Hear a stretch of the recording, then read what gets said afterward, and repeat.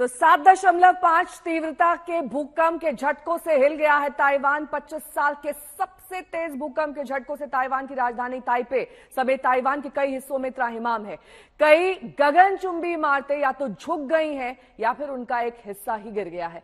भूकंप से एक मौत और 50 से ज्यादा लोगों के जख्मी होने की खबर है।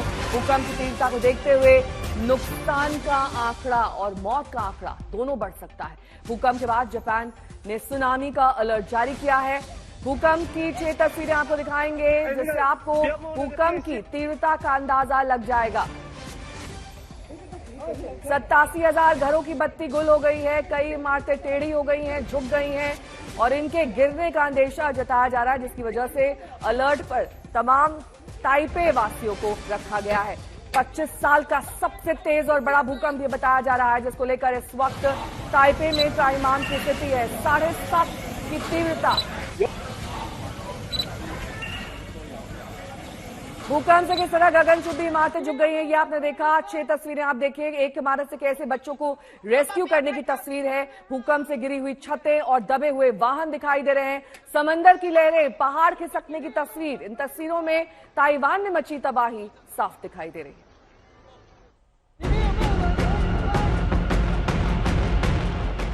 तस्वीरें डरा देने वाली है। देखिए चंद सेकंड के भीतर यह गगनचुंबी इमारत कैसे एक तरफ झुक गई। देखिए भूकंप के झटके से झुकी इमारत से किस तरह बच्चे को रेस्क्यू किया जा रहा है। सड़क पर फर्राटा भरती हुई कार कैसे थरथरा उठी। देखिए ऐसा लग रहा कार सड़क पर न चल रही बल्कि किसी गद्दे पर उछल रही हो।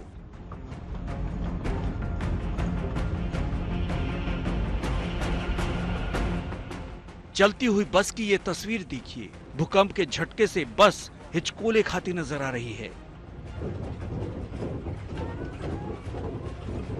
पहाड़ खिसकने की ये तस्वीर देखिए। गर्द और गुबार साफ नजर आ रहा है। ताइपे के एक दफ्तर के भीतर की ये तस्वीर देखिए। सब कुछ रफ्तार के साथ हिलता हुआ।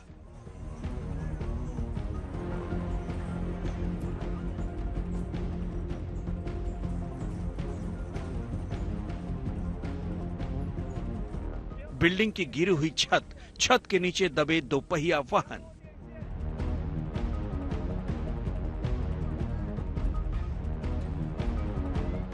अनहोनी की आशंका में लोगों की चीख पुकार।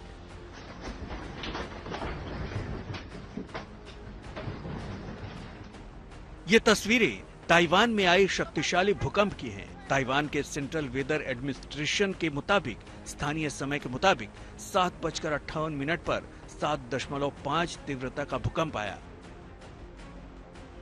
भूकंप का केंद्र ताइवान के पूर्वी तट के करीब 15.5 किलोमीटर की गहराई में था। हालांकि यूनाइटेड स्टेट्स जियोलॉजिकल सर्वे के मुताबिक भूकंप का केंद्र ताइवान के हुलियन शहर के दक्षिण में था।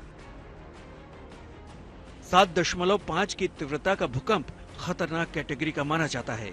ऐसे में भीषण तबाही की आशंका जताई जा रही है। जापान के मौसम विभाग ने खतरनाक की 1 से 7 श्रेणियों में इसे 6 से ऊपर की श्रेणी में रखा है।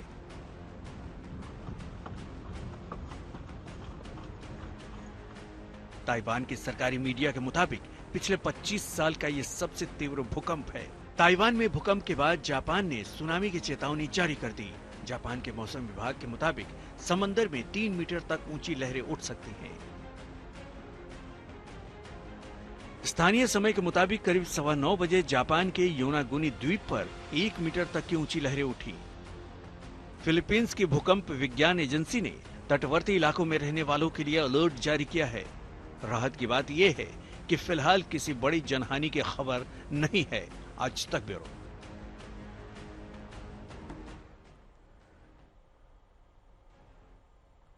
प्रिया लालवानी ताइपे से पत्रकार हमारे साथ जुड़ गई हैं तमाम जानकारी के साथ। प्रिया, इस वक्त क्या ताजा हालात है और प्रशासन के लिए इस वक्त प्राथमिकता क्या है? लोगों को घरों से बाहर निकालना, किस तरीके से रेस्क्यू ऑपरेशन तेज करना? इस वक्त जहां हम हैं ताइपे जो राजधानी है वहां पर इतना ज्यादा डैमेज नहीं हुआ है, क्योंकि यहाँ पर जो इंटेंसिटी थी वो 5 की थी। जहां एपिसेंटर पर इंटेंसिटी ज्यादा थी, जो इस अर्थक्वेक का इंटेंसिटी है 7.2 या 7.3, अभी अपडेट हो रहा है। लेकिन हुआलियन में जो सबसे नजदीक बड़ा शहर है, वहां पर इसकी इंटेंसिटी 6 थी। तो वहां वहां पर काफी सारा डैमेज हुआ है, बहुत सारे बिल्डिंग्स गिरी हैं, और वहां पर लोग बिल्डिंग से अभी बाहर हैं। तो हमारे कुछ इंडियन स्टूडेंट्स हैं जो वहां पढ़ रहे हैं, तो वो अभी अपने डॉर्म या हॉस्टल में नहीं जा पा रहे हैं, वो उनको बाहर रखा है, वो रोड पे वेट कर रहे हैं, क्योंकि बहुत सारे आफ्टर शॉक्स आ रहे हैं।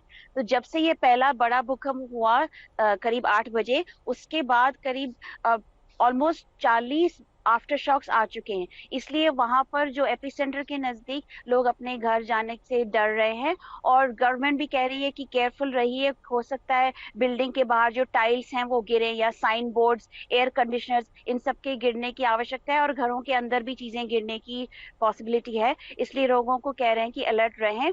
और दूसरा, जो सुनामी की वार्निंग थी, वो अभी कुछ मिनट पहले 11:11 पर उन्होंने वो वार्निंग कैंसिल की है। तो अभी सुनामी का डर नहीं है।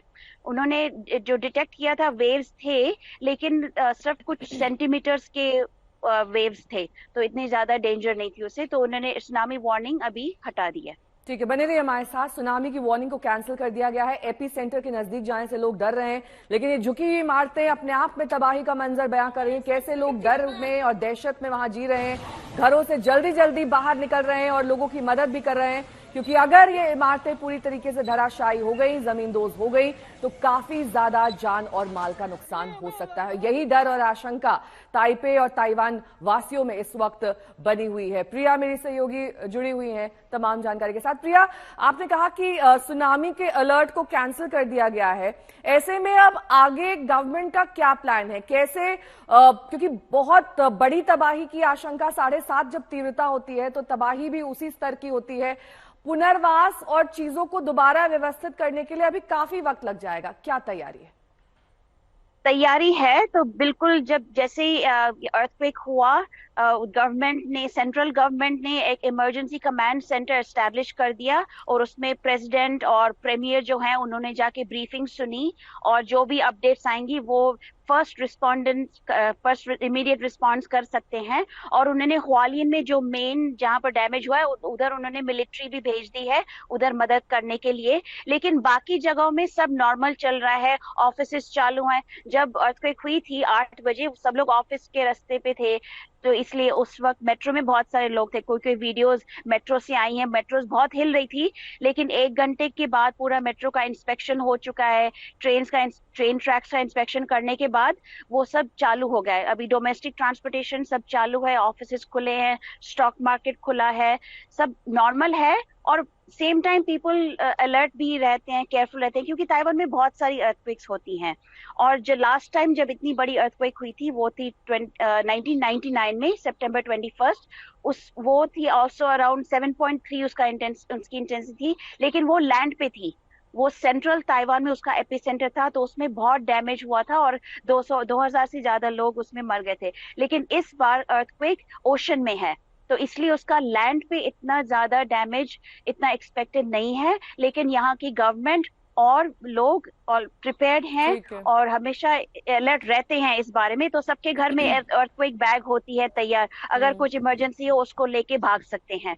इस मामले में यहाँ पर स्कूल में भी ट्रेनिंग होती है बच्चों की, अर्थक्वेक आए तो नीचे कहाँ कहाँ छुप सकते हैं, अगर ज्यादा डैमेज हो तो अपनी जान कैसे बचा सकते हैं, ये सब लोगों को जानकारी होती है। तो करीब 15 साल बाद इतनी तीव्रता का भूकंप यहाँ पर देखा गया। हालांकि ताइवान में अर्थक्वेक की आशंका बनी रहती है, इसको लेकर लोगों को भी समय समय पर तैयार किया जाता रहता है। ये तस्वीर अपने आप में बयां करेगी कैसे ये पूरी इमारत झुक गई है, नीचे जो वाहन खड़े थे उस तक ये पूरी इमारत की दीवारें पहुंच गई हैं और वाहन दब गए हैं।